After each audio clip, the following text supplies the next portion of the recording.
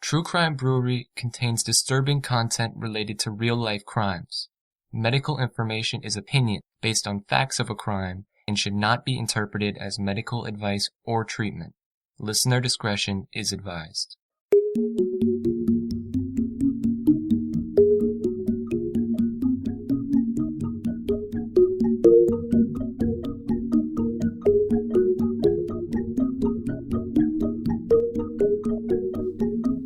Welcome to True Crime Brewery. I'm Jill. And I'm Dick. I hope you enjoy our new original music written for True Crime Brewery by talented musician Tristan Capel. I like it. It's very nice. I like it too. I hope it'll grow on everybody. I'm sure it will. This episode is brought to you by Outdoor Voices. For 20% off your first order of $100 or more, visit outdoorvoices.com/TCB and enter TCB. Support for this podcast is also brought to you by Hanover Square Press, publisher of The Boy at the Keyhole by Stephen Giles. A haunting tale of confusion and paranoia, this story is about a boy left alone on his family's English estate with a housekeeper he suspects has murdered his own mother. Listen to the audiobook today. Back in 1999, a homeowner in New York removed an old 55-gallon barrel from his basement. The trash men wouldn't take it because it was too heavy. So he opened it. The smell was horrific. A woman's shoe bobbed to the surface. Locked away in that barrel for over 30 years was the now mummified body of a young woman and her full-term fetus. She was fully clothed with her purse and address book inside. Police would take hours extracting these remains from the barrel. The odor was so offensive that gas masks were worn by every person in the vicinity. Investigators in this case did incredible work examining the contents of the barrel, going over the lineage of ownership of the house, and putting together a tragic series of events that led to the violent death and decades-long disposal of a young immigrant woman who put her trust in the wrong man. In today's discussion, A Disposable Woman, we're talking about one of the most remarkable cold cases ever solved. What may have been a simple story of an extramarital affair and an unwanted pregnancy became an obscene affront to humanity, a case of a person being cast aside and discarded as if she were nothing. So I'm looking forward to this discussion today, and what are we going to be drinking?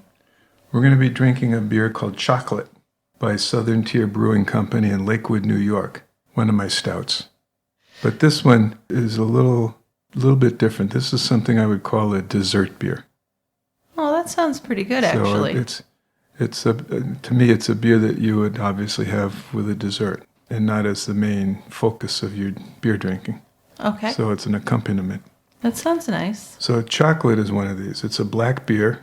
It has a small kind of orangey tan head that fades pretty quickly. The aroma is all sweet chocolate, a little bit of roasty stuff, and some vanilla. And the taste is kind of a milk chocolate and espresso taste. Pretty pleasant. It's a sweet beer, and it does have 10% alcohol, so it's kind of warming as you drink it. But it's a good beer to have with dessert.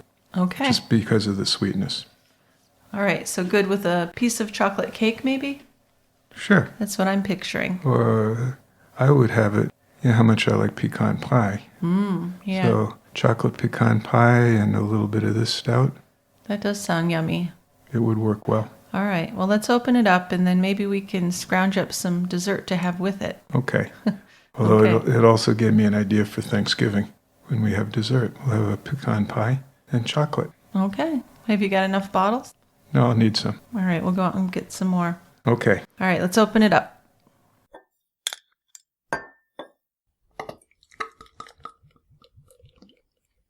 Okay, here we are at the quiet end, and why don't you start out our discussion today, Dick? Okay.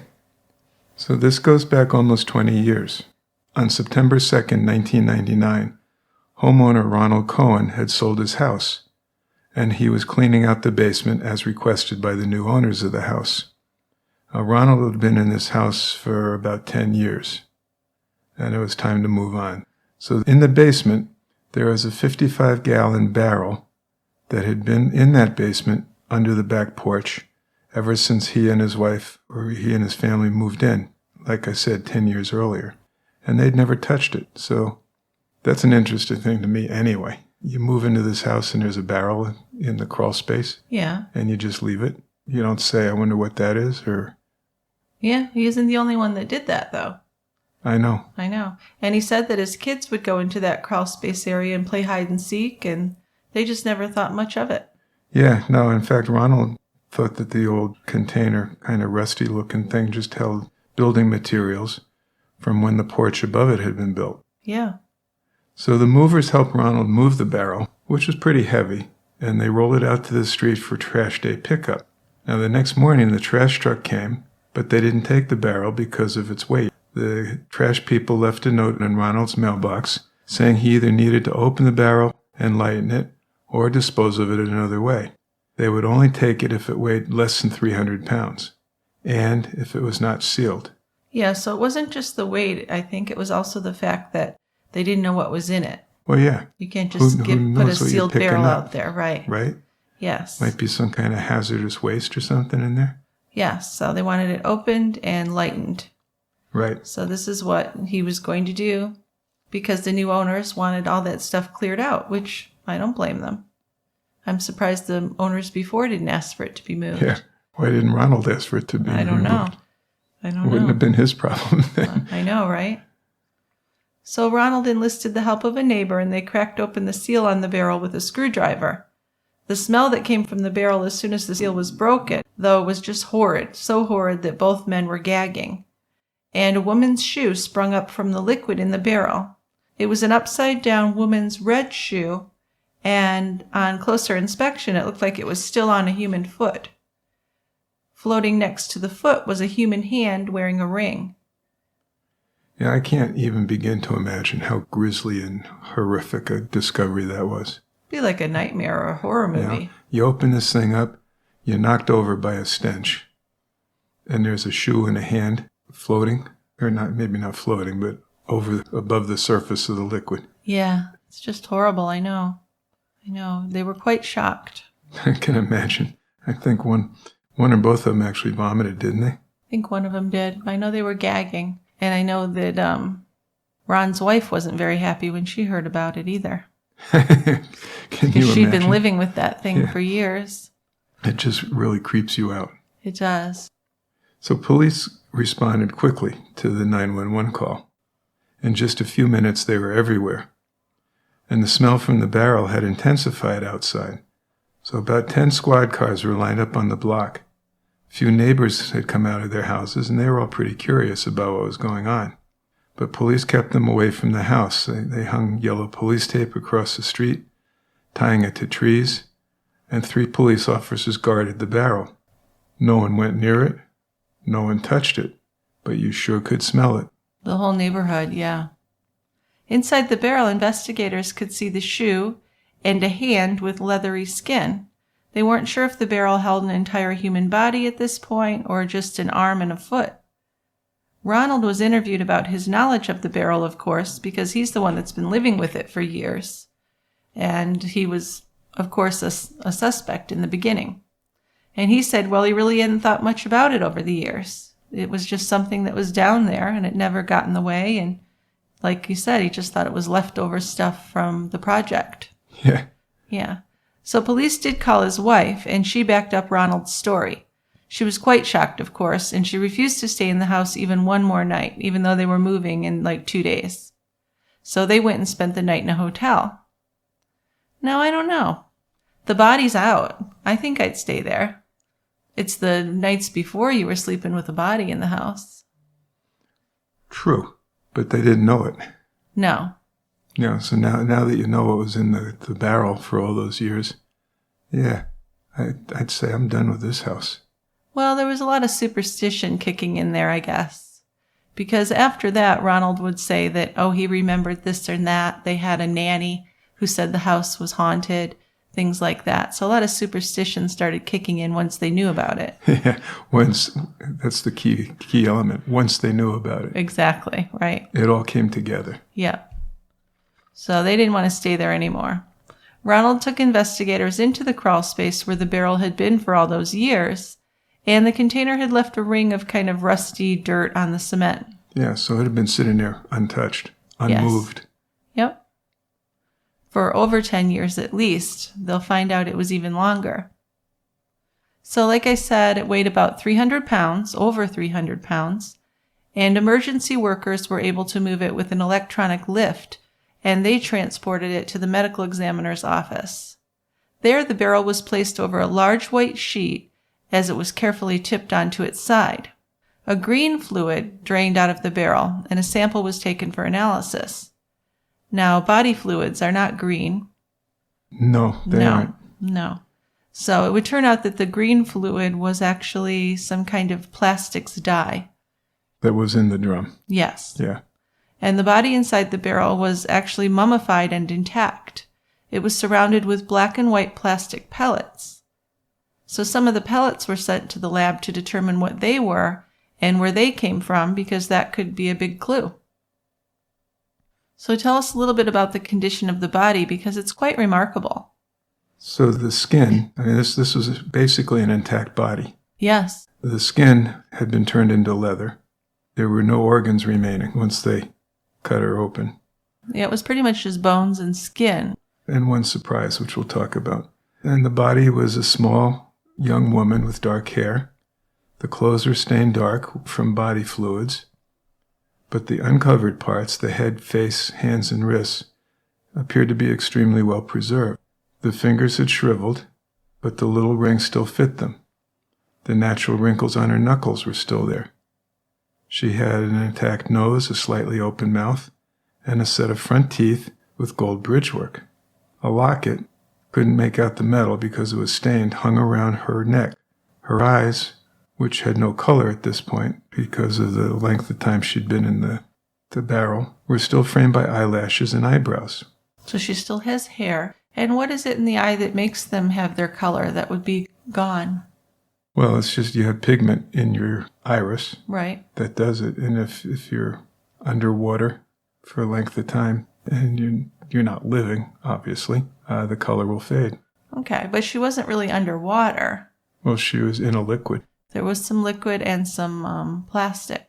Yeah. Right.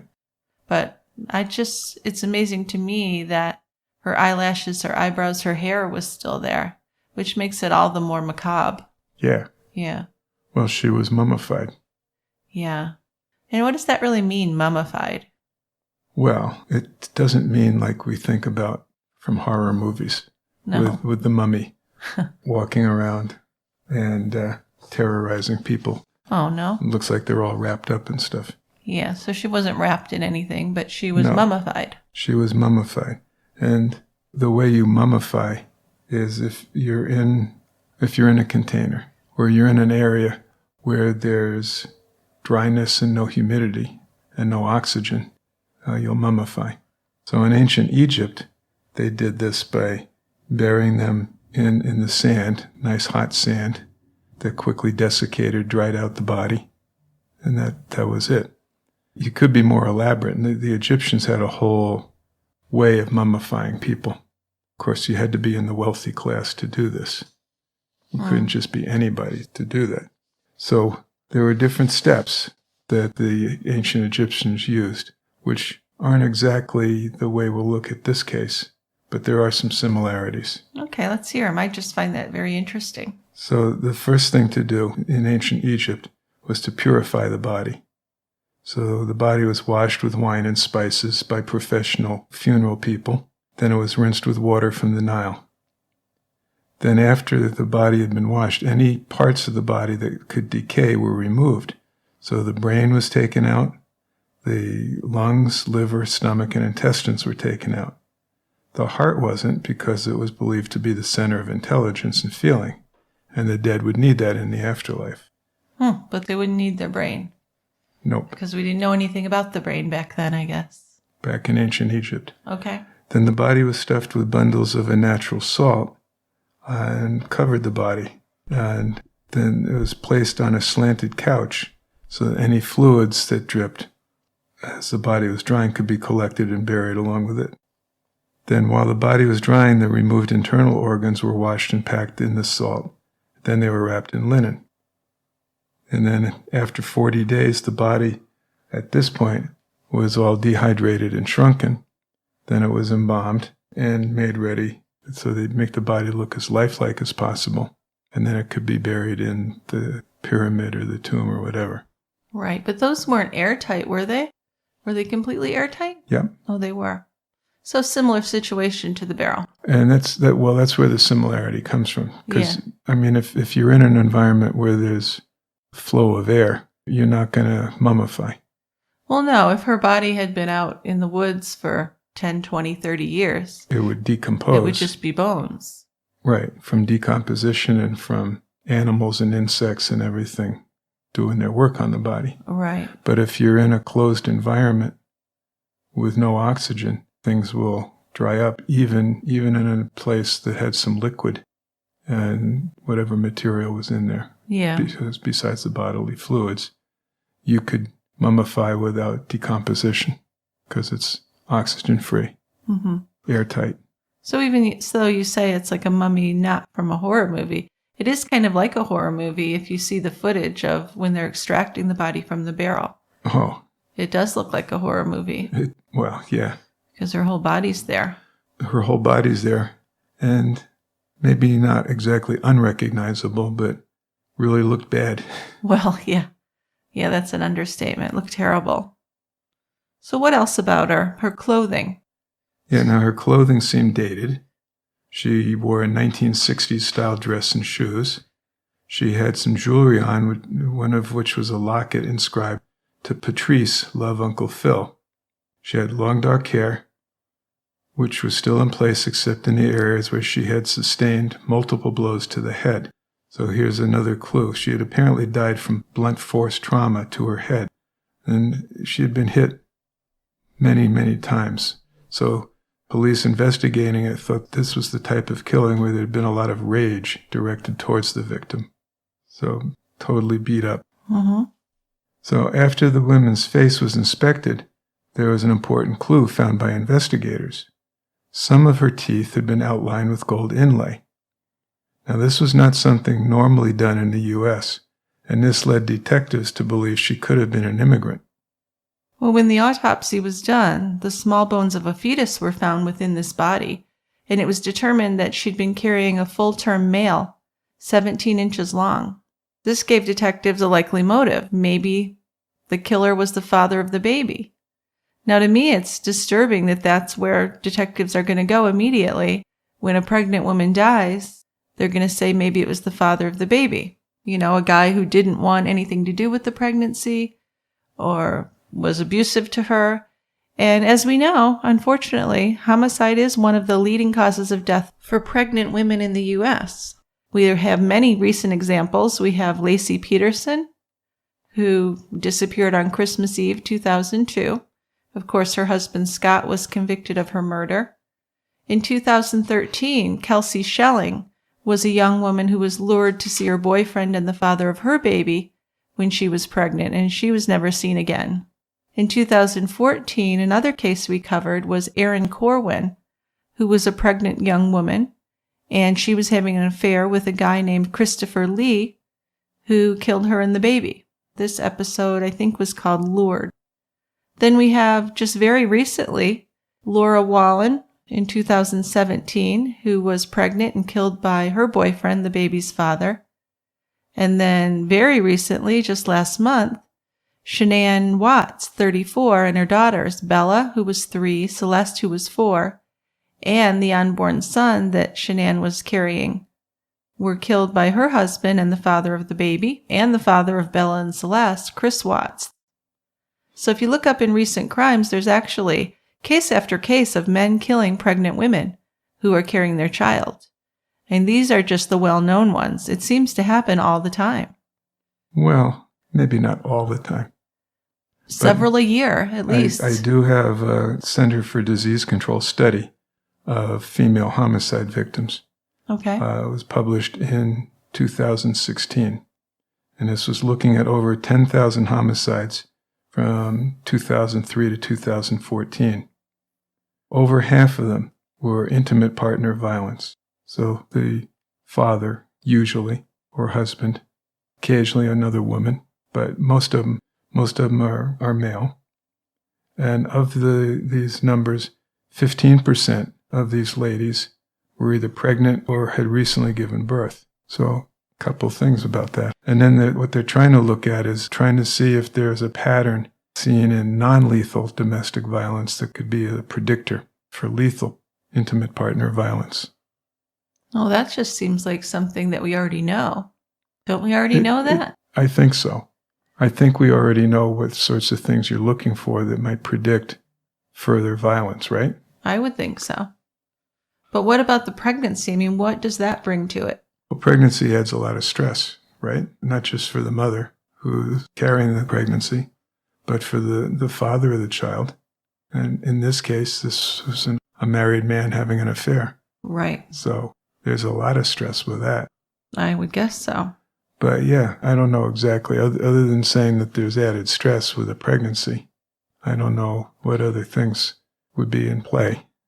I don't know. I think there's a psychology behind it, but I would guess it would be different. The man who's having an affair and kills his pregnant wife is a very different thing from the man who's having an affair and kills his pregnant mistress. Or is it the same thing? Probably the same thing, the pregnancy. I guess, but I just feel like with the mistress, this is a person that's in the way. Although, I guess it's the same thing with the wife. The wife's in the way of the life he thinks he's going to have with this other woman. Yes. Yeah. So, I guess some men choose to kill rather than take responsibility for their unborn child. And usually there definitely is a history of domestic violence. But of course, family and friends don't always know about this. And this is the case here with this woman is we don't know if there was domestic violence with the man who killed her prior to her death. But I think it wouldn't be surprising if there was.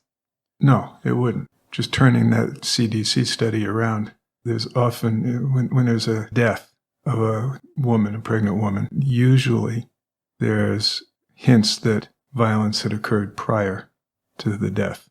And there's an idea that, well, something's going on here. But in a relationship where the man is abusing the woman and then the woman becomes pregnant, often the abuse becomes worse. And you're saying that that's because of stress. Right. Probably other things too. Other things, I mean, we've read about men who are actually jealous of the pregnancy or the new baby. Sure, that seems to be an issue with a lot of people. Less attention for them. Right. When we actually did a case on, was it in Scotland or Ireland, where the guy was killing his babies?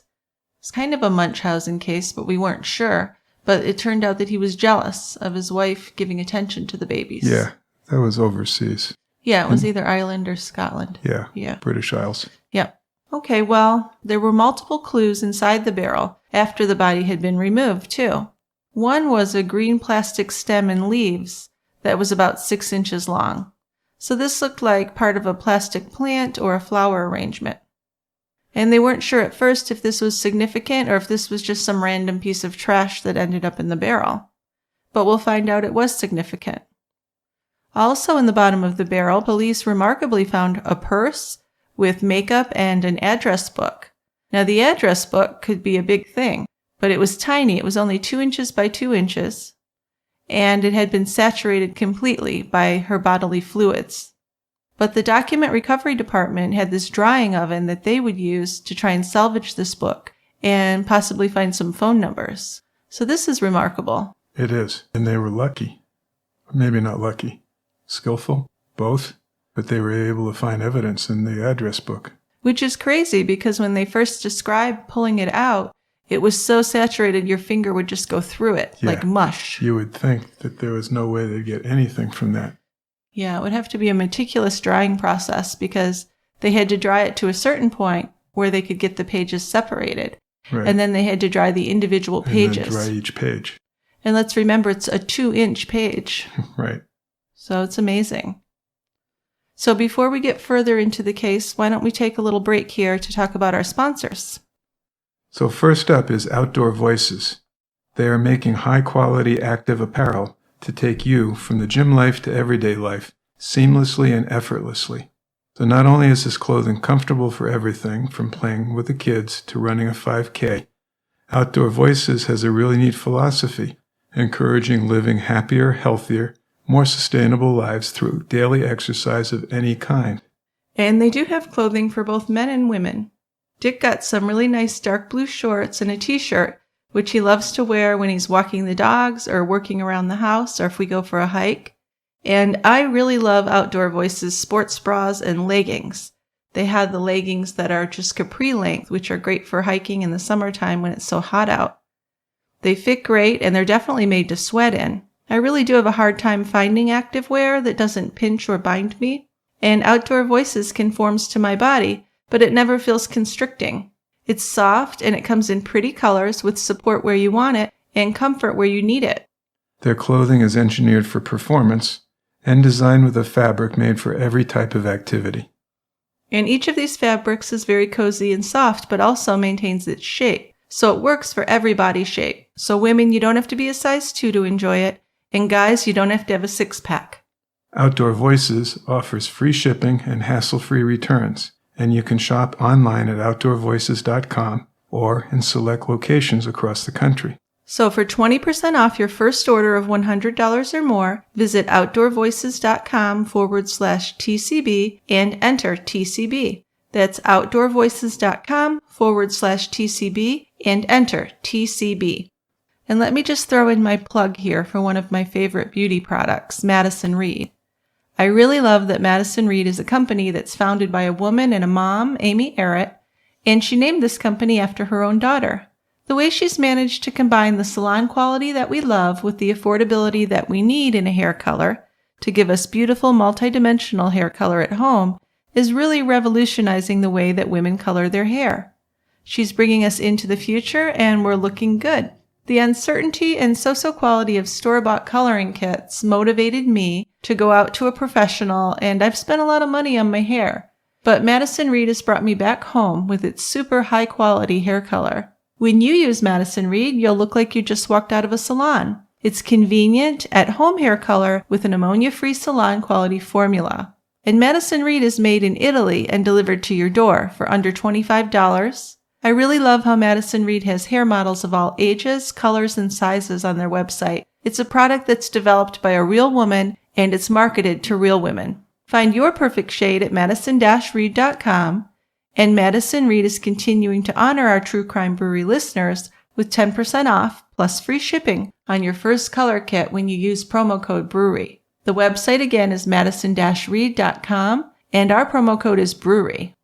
So now that we've got you well dressed and talked about hair color options, let's talk about what is really important in life, and that's food. This fall, instead of spending 20 minutes stressing about what to have for dinner, prepare your own delicious, healthy meal with the new quick and easy plan from Sunbasket. Well, we know that Sunbasket has meal kits that are easy and convenient for anyone, and that's all the way from an expert chef to an amateur. But now getting healthy, delicious meals is even faster and foolproof with their quick and easy meal plan and super speedy recipes. Now you can get pre-measured, easy-to-prep ingredients and organic produce delivered to your door with 10 and 15-minute recipes. Sunbasket has options like paleo, gluten-free, lean and clean, Mediterranean, vegan, and even more. And you can mix and match from any of the weekly recipes, and you can skip or cancel any time. So we just tried Spanish orzo with tempeh patatas bravas last Friday night, and it was delicious, as I knew it would be. I mean, we've never been disappointed with a Sunbasket meal, have we? We have not. It took just a little over 10 minutes to make, which was awesome, and then it felt like we were eating gourmet takeout. And if you're not familiar with tempeh, it is really delicious. So if you haven't tried it, you should. It's healthy and really delicious. So go to sunbasket.com/brewery today to learn more and get $35 off your first order. That's sunbasket.com/brewery to get $35 off your order. sunbasket.com/brewery. By the next morning, the discovery of the mummified body was all over the news. Big news. Police were hopeful that the woman would have been reported missing 30 years ago, but there was no record of it. Pages from the address book were being dried out one page at a time. The first page had a readable number written on it. It was the letter A followed by a series of numbers. This turned out to be the alien number that's found on green cards that have been given to immigrants coming to the United States. So this supported the theory that the victim had been an immigrant. And I'm really in awe of the detective work that was done here. Well, not just the detective work. It was luck, in a sense, that they were able to get information from the notebook. That the clues were there, yeah. And it wasn't just the notebook, though. It's the plastic pellets, it's the barrel. It's just a fascinating case. Yeah. Within days, the U.S. Immigration Services was able to provide them a name and a time that she came into the U.S. The victim was Reyna Angelica Marroquin, and she was from El Salvador. Reyna had an interest in fashion. She could speak and read English, so she'd come to America to realize her dream of becoming a fashion designer. She immigrated to the U.S. back in 1966, and despite being young and on her own, she really seemed to thrive in the United States. She wrote often to her family back in El Salvador, and she even called them on the phone once in a while. So in the winter of 1968, Reyna's letters and phone calls had stopped arriving without explanation, and the family knew nothing about her pregnancy or even the relationship that she was in.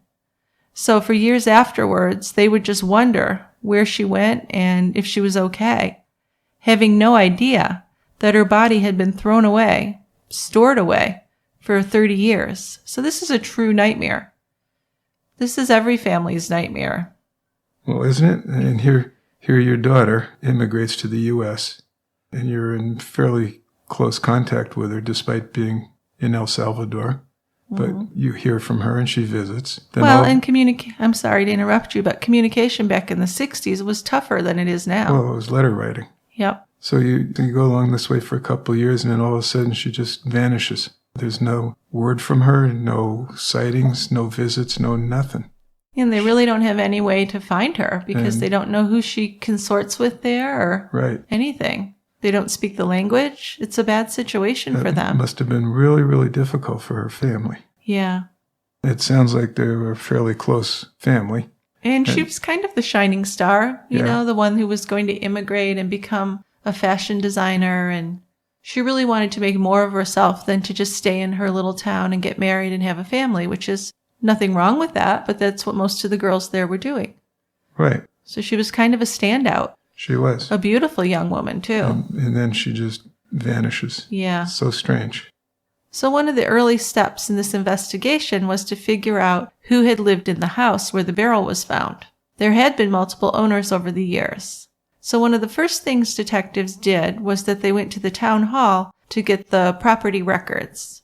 There were actually 4 owners since the house was built, and it was built in 1962. Criminal background checks were done on all the previous owners, and they all came back clean. But while investigating the previous owners, they also focused on the barrel itself. So we have an investigating team. You know, some are looking into the homeowners, into the records, and then we have other ones looking into where did this barrel come from, and what about the contents of the barrel, things like that. That's right. So the barrel turned out to have been manufactured in March of 1963.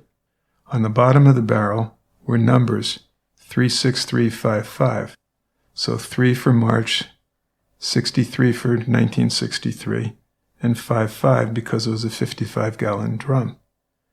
The company that manufactured the barrel had kept records. The company is still in business. That's pretty cool. Yeah. And police were able to use those records to determine who that barrel had been sold to. Right. So that's another lucky thing, I guess, if you're talking about luck, that the business was still open. Right. And then the company that had purchased the barrel was still in business. So we got the barrel manufacturer still working, and the company that bought it is still in business.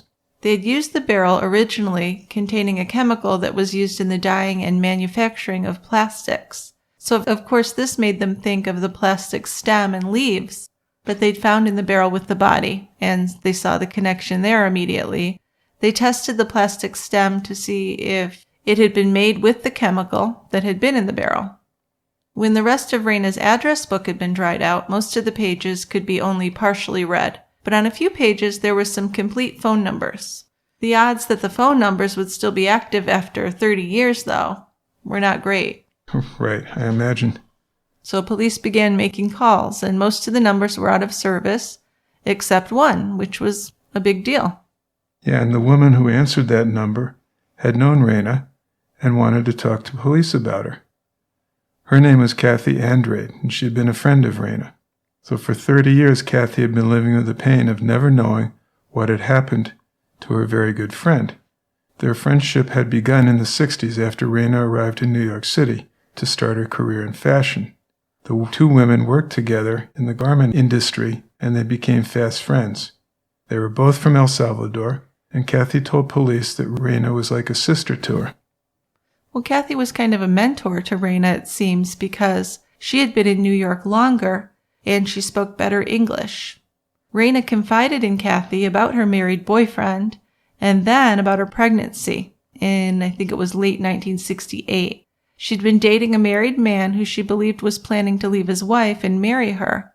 And he seemed like he was genuine. He seemed like he was in love with her because he took Reyna out on long romantic walks and took her out cruising on his fishing boat and made her a lot of promises. So Reyna was happy, thinking, this is the guy. She's going to have her own family in America, start her career in fashion.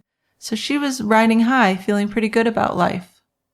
But we don't know how the relationship really was, if there was violence in that relationship. We don't. We're just getting third-hand info.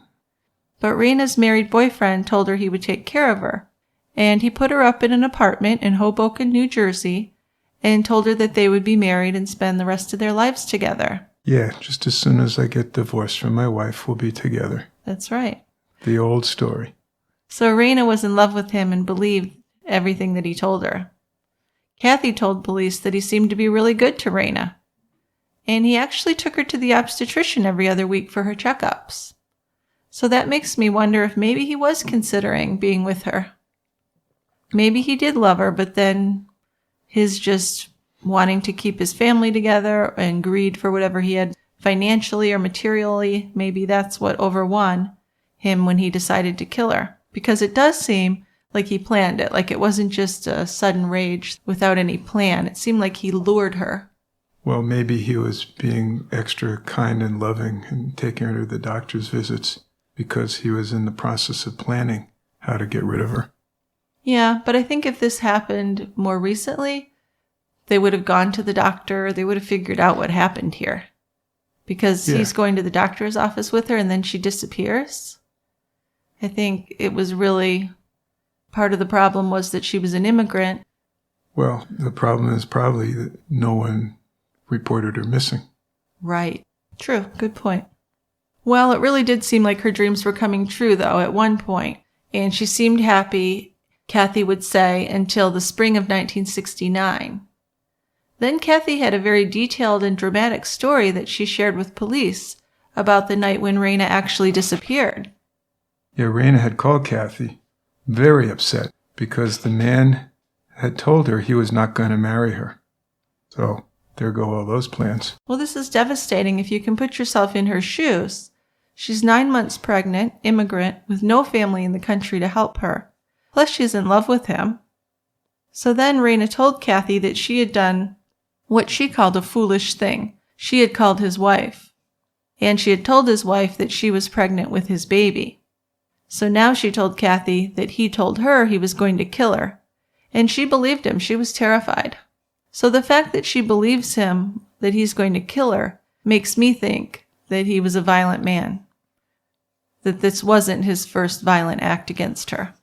Possibly. I mean, put yourself in his head for a minute. Okay. And figure, okay, I've realized I'm not going to be able to divorce my wife and marry this woman. So I've told her. And then what does she do? She turns around and calls my wife and rats me out. Well, what does he think he's going to do? Just kind of keep this under the table forever? Yeah. Okay. All right. But it's not going to be that way. Yeah. So this is scaring for him and angering, makes him angry. Mm-hmm. So you don't think that that's any kind of a sign that he was violent before? I don't think it's necessarily a sign that he was violent before. But just the fact that he killed her, as we talked about earlier, is an indication that he'd been violent before. It usually doesn't come out of nowhere. Yeah. So when she called Kathy and told her all this, she was totally terrified. She really believed he was coming to kill her. So Kathy said, no, he's not going to kill you. But Reyna insisted that he really would. So Kathy said she'd rush over to Reyna's apartment to try and keep her safe. But by the time Kathy got to Reyna's apartment and knocked on the door, there was no answer. The door was unlocked, so Kathy let herself in. And when she got in there, it was kind of a strange scene because there was food there that was still warm. So she knew that Reyna hadn't been gone for very long. Plus, she just talked to her on the house phone, and there are no cell phones, of course. So Kathy waited at Reyna's apartment and was worried about her for several hours. Finally, when she hadn't returned after 4 hours, Kathy went over to the police. She wanted to file a missing persons report, but since it had only been 4 hours, she wasn't able to. Now, I'm not clear at this point if Kathy told the police that her friend's life had been threatened, or if she just said she was missing. Well, I would think she just said she was missing. That's kind of strange to me. Wouldn't they have taken it more seriously if she said that her life had been threatened? Well, that's why I ask. Are they ignoring her because she's a female immigrant? I don't think so. Well, it's clearly too early to file a missing persons report anyway. Right. But I just would think if they knew about the threat to kill her, they may have done something. But Kathy left. Maybe she was a little intimidated and didn't really make a big deal out of it, like she might have. Possibly, but then she went back the next day. Mm-hmm. But they still wouldn't take the report because she wasn't a family member. Well, yeah, but you know... So back then, had to be a member of the family reporting her missing. But Reyna had no family in the United States. Well... So this is how this happened, that she just got lost and forgotten in many ways. So Kathy continued to try to reach Reyna for months. Then she finally gave up. She was hoping that Reyna had just returned to El Salvador to be with her family. She never stopped worrying and wondering what had happened to Reyna. Now, the unfortunate thing is she had no idea who Reyna's boyfriend was. Yeah, which is kind of a difficult thing to believe also, because wasn't he her boss? I think he was. Was he? Yeah.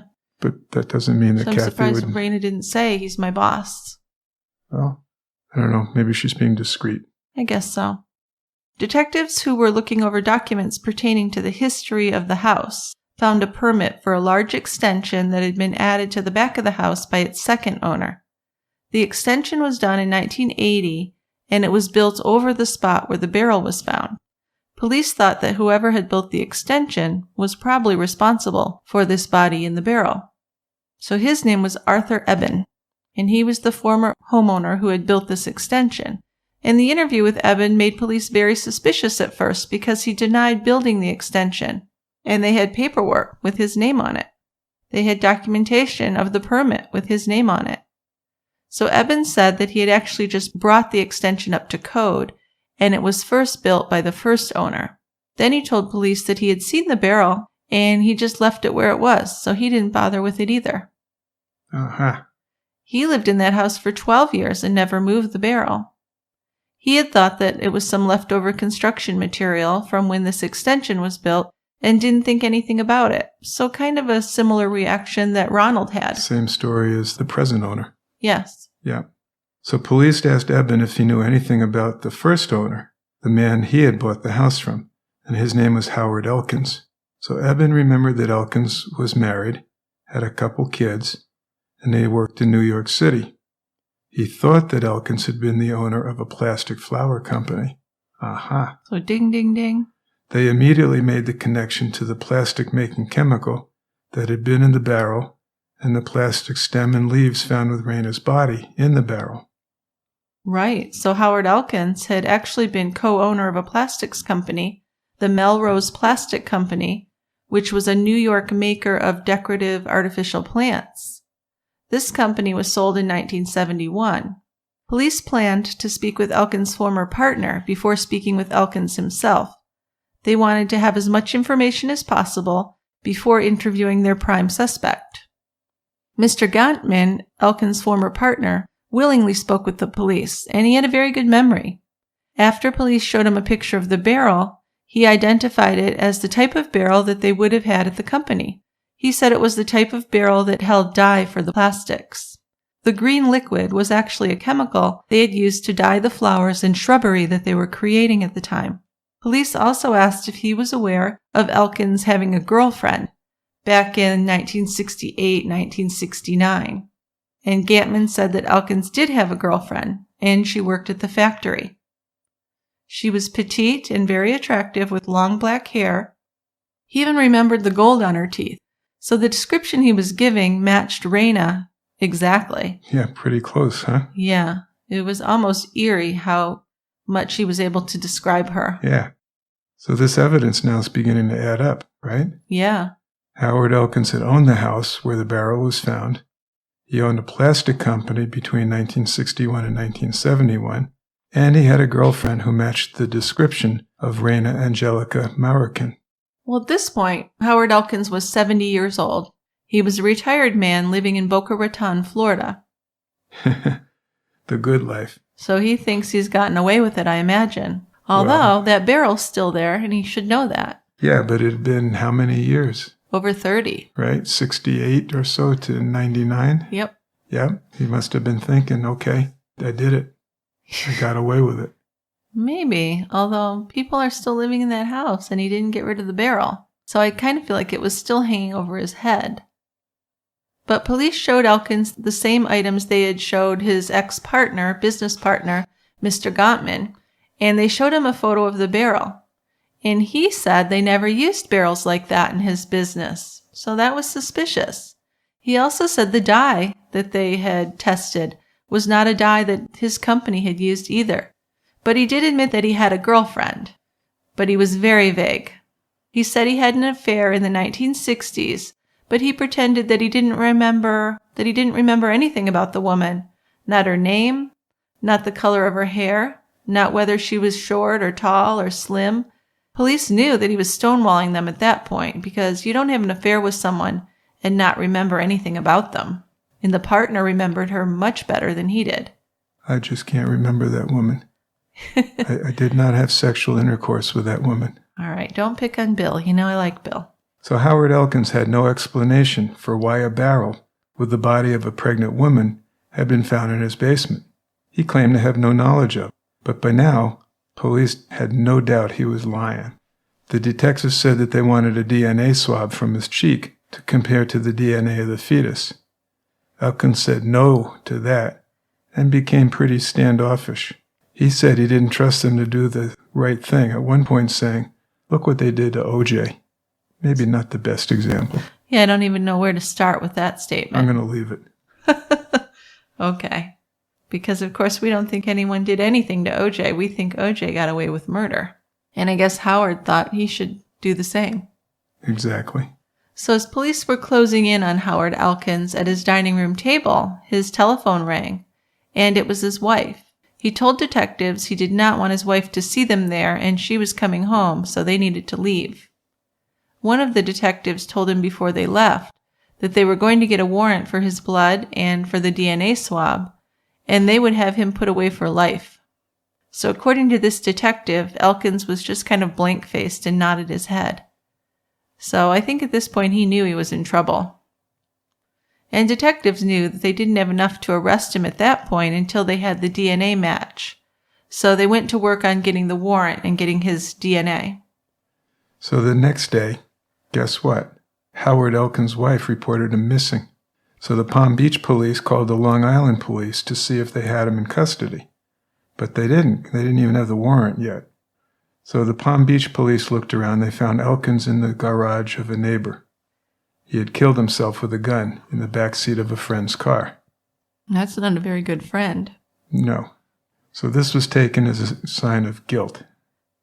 People were shocked because he seemed like such a normal guy.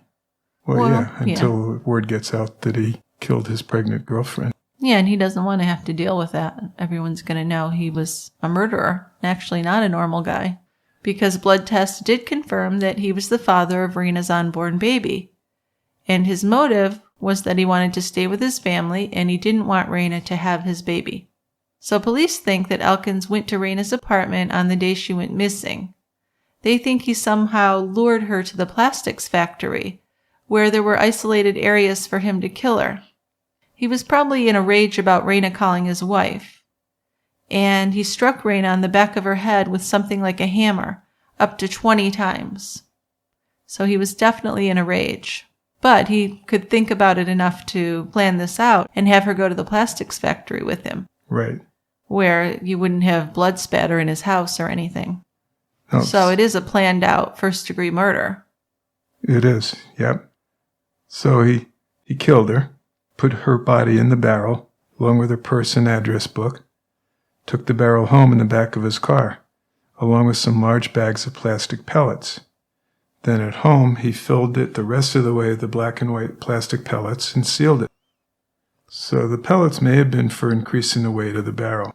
We think he may have planned to take the barrel out on his boat and just tip it over into the waters of Long Island Sound. But it was apparently too heavy for him now to manage it, so he rolled it into the crawl space and left it there. Kind of lazy.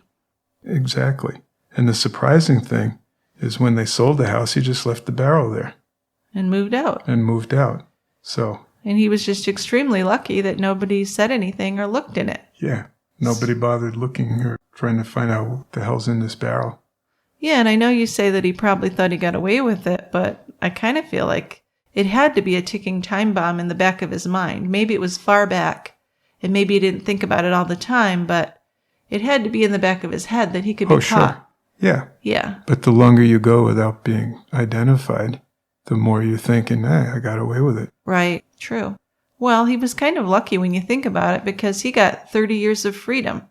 He had these 30 more years to live his life, while Reyna's loved ones missed her and wondered about her, and of course her life and her baby's life were over. So then he took his life and was never brought to justice, which, irritated the police because they wanted to bring him to trial. It was such an awful crime in so many ways, though. To me, it's really heartbreaking the way he took advantage, using and disposing of this young woman. He even killed his own unborn child for his own gain. Investigators and journalist Oscar Corral found Reyna's family in El Salvador and did notify them. Reyna's mother was still alive. She was 93 years old. Reyna and her unborn son's remains were returned to El Salvador, and they were buried alongside Reyna's mother, who died about a month after finding out about her daughter. She did learn what had happened. Yeah. So. And some people thought she was kind of hanging on to find out before she died. That's a good possibility. Could be. So there are a lot of documentary TV shows about this case, including the ID channels Buried in the Backyard, Forensic Files, and Unsolved Mysteries. There's also a book based on this case by journalist Oscar Corral, but the names and the details of the case are changed for the book, so it's almost more like a novel. But it does give you a lot of information about the investigation and the journalists and how they were involved in solving the crime. So we're going to go on to feedback now, unless you have anything else to add. Not anymore on this case. Okay. Fascinating. It is. I mean, lucky, really. Well, the investigators were lucky. Oh, that they had the stuff. That they had the evidence. You think of the things that had to go right, that the plastics company was still in business, that they were able to trace the owners. I mean, they got a lot of information that they probably wouldn't have gotten. Right. Well, just to clarify, the plastics company owned by the murderer was not still open, but the plastic chemical company that had the barrel with the chemical was still in business. Right. Okay. And they were able to say, we sold this barrel to this company. Absolutely. So they were able to trace it quite easily. And they could trace the house owners. Mm-hmm. And they could even find the phone number in this notebook of the lady who knew Reyna best. And that really put things together, so that was important. So that was a very serendipitous occurrence, that all these things happened that enabled them to identify who it was. Definitely an unusual crime. Yes. Unusual investigation. Don't forget, support for this podcast is brought to you by Hanover Square Press, the publisher of The Boy at the Keyhole by Stephen Giles. A haunting tale of confusion and paranoia, this story is about a boy left alone on his family's English estate with a housekeeper that he suspects has murdered his own mother. Listen to the audiobook today. Just a reminder before we read feedback is that if you'd like to send us some feedback or if you'd like to suggest a crime, you can email us, you can direct message us at Twitter or Instagram or Facebook, or you can leave us a voicemail on our website, tiegrabber.com. If listening to True Crime Brewery is a positive little part of your life, and if you'd enjoy an extra episode once in a while, you can offer your support by joining Team Tiegrabber at tiegrabber.com or by becoming a patron at patreon.com/True Crime Brewery. As a member, you get access to our members-only TCB episodes, and we release a new one every month. These are full-length episodes, so if you like our regular ones, I think you'll enjoy these. And when you join, you're also helping us to pay for the costs of producing and distributing the show. Plus, we're going to send you some great gifts to thank you for your support. Some other ways to help us out are to follow us on Twitter at TieGrabberPods, on Instagram, or on Facebook. Also, if you have a few minutes and you can leave us a review on iTunes or wherever you listen to the podcast, we would appreciate that very much. So, Dick, why don't you start with our first email? Okay. Email from Anonymous. Hi, Dick and Jill. First, thank you so much for your podcast. It is my absolute favorite, and I cannot wait for an episode each week. I'm in the UK, so can't usually download a new episode until Wednesday morning. And I get so irrationally jealous of those that get to do it on a Tuesday, even though in reality, I know we're getting it at the same time. That's funny. So my message is a bit more of a personal request, so I won't be upset if you don't read it out. It's just something that has been playing on my mind, and I thought I would finally get it off my chest. I usually agree with you guys and feel like our opinions are quite aligned, which might be why I love listening to you, so much positive reinforcement and all that. But something mentioned a few weeks ago, or even perhaps a few months back, really irked me. This was during one of the feedback sessions where someone had suggested an honor killing case. You guys discussed the possibility of doing this, but then threw out the comment that maybe you could pool these cases together and do an overall honor killing episode. Now this to me just sounded so wrong. It would be like someone saying that all domestic violence cases are the same because they share a title. And we all know that that is not the case. Each case is different, each victim is individual, and circumstances are unique. Just because they all sit under the same umbrella does not make them the same. So my personal request to you is this: if you do decide to do an honor-killing case, please, please, please do not do a blanket episode. I appreciate that this idea may have sprung from there being a lack of information on individual cases out there, and the worry that there wouldn't be enough from one case to do a whole episode. If that's true, then maybe we could just hold out until there is. As I said, a personal request, and apologies if I sound petty, but it was a comment that really struck a chord with me, so I thought I'd at least let you know. Thanks again for the amazing work you do, and I look forward to joining you again at the quiet end soon. P.S. You guys are total #couple goals. All right. Well, thank you, Anonymous. So I get the point here. I can see what she's saying, or he's saying. Yeah. Yeah, totally. I can see that. Yeah. And we've thought about blanket episodes before, and it's never been a good thing. It hasn't been. No. But like the writer said, maybe we should wait till we have enough information on one individual case, and we can use that as a springboard to talk about the broad picture. Sure. I think it'd be good to focus on one case, because I do see her point. I mean, we do plenty of domestic violence cases, and we don't group all those together. No, we don't. And I think it would just take a little effort to find one that we can dig up enough information on to do an hour worth of talking. So I think it's not as hard as we're thinking it would be. So I'm on board with Anonymous.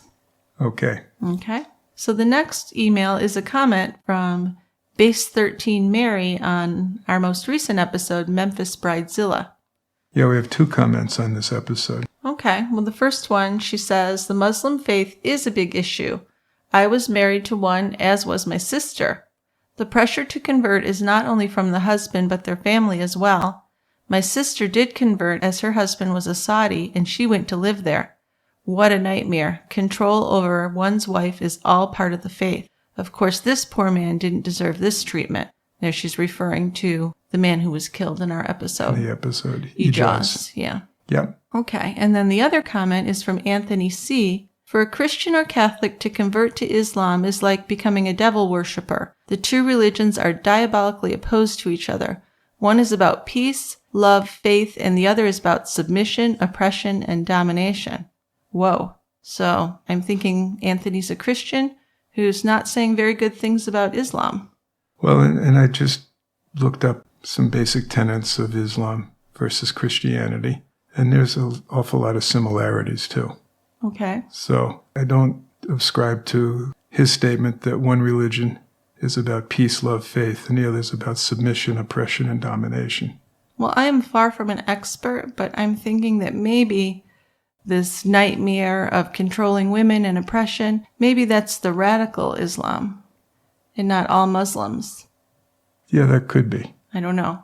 I'm just throwing that out there because I really don't like to criticize any one religion, especially with the limited knowledge that I have. But why don't you go ahead and tell us the similarities between these two religions, basically. So Christians believe that God is three gods merged into one God, Father, Son, Holy Ghost, which Muslims also believe. They have Allah, Holy Spirit, and a Jesus figure. So that's a similarity. They both believe in Mary, Virgin Mary. The Bible in Christian religion is accepted as 100% faultless.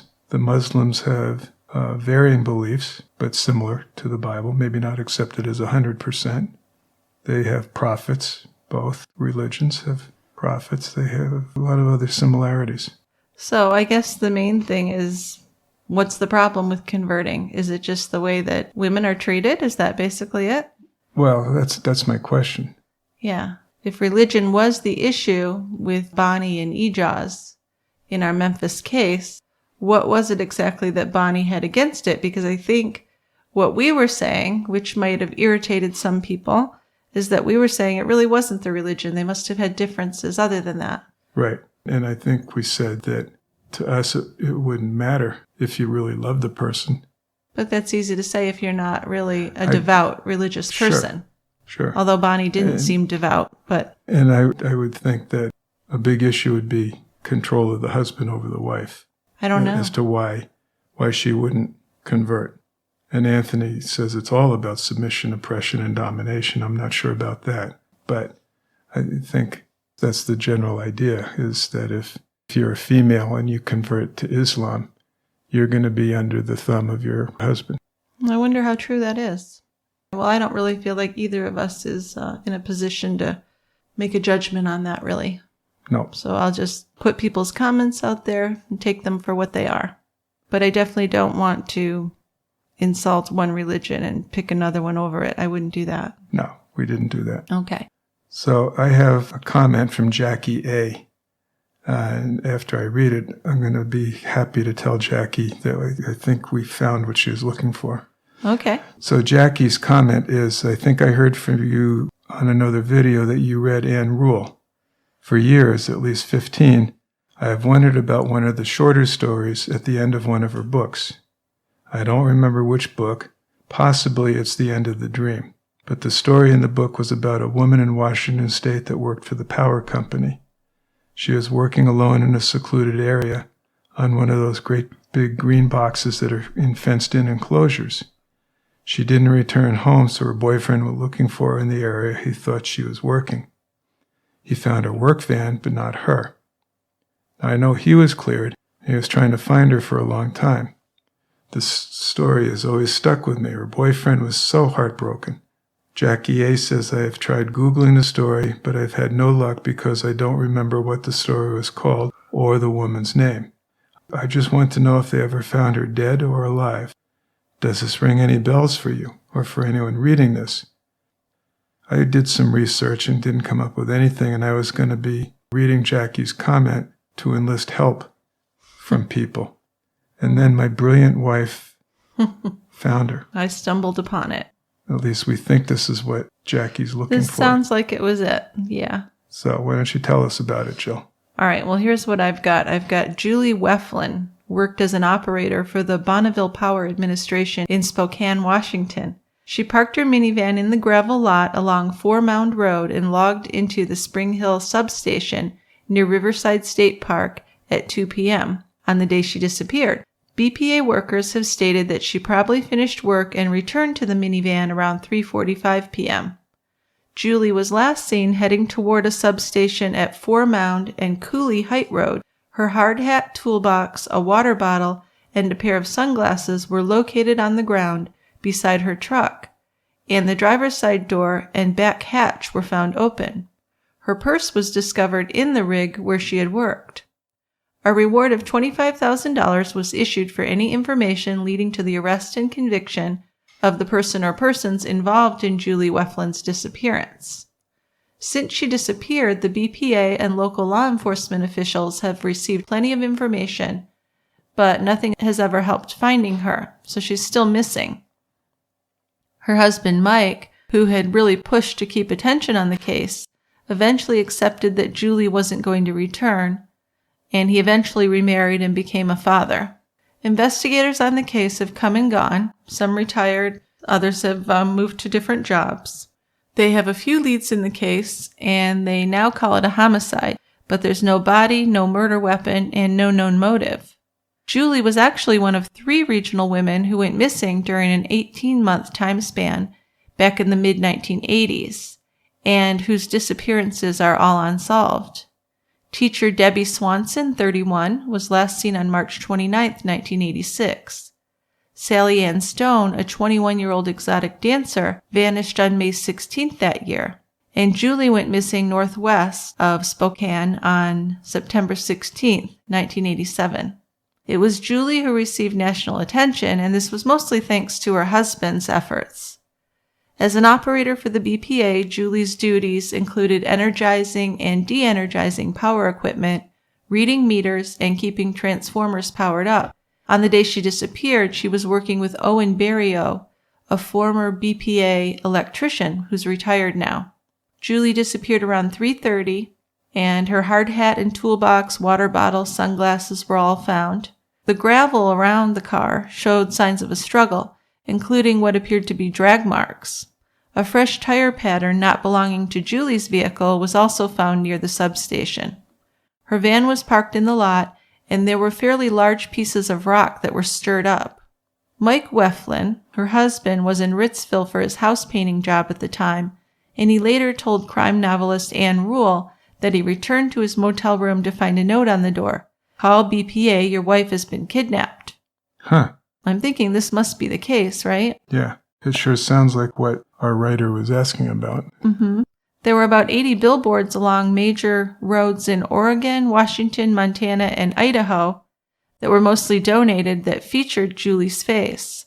And her story was also featured on Good Morning America, and there was an article in Good Housekeeping in February 1989. Ann Rule, who actually wrote about 1,400 criminal cases over the years, came to Washington when she heard about the case, and she included a chapter about Julie in her 2004 book, Kiss Me, Kill Me. So, you have to let me know if that's the one you're talking about, Jackie, but it sure sounds like it. It does, doesn't it? Mm-hmm. So, I don't own that book, but maybe I'll look into that. Let's check it out. Okay. Okay, one more. Linda B. Hi, love your podcast. I have a show suggestion. A podcast on this has never been done as far as I know.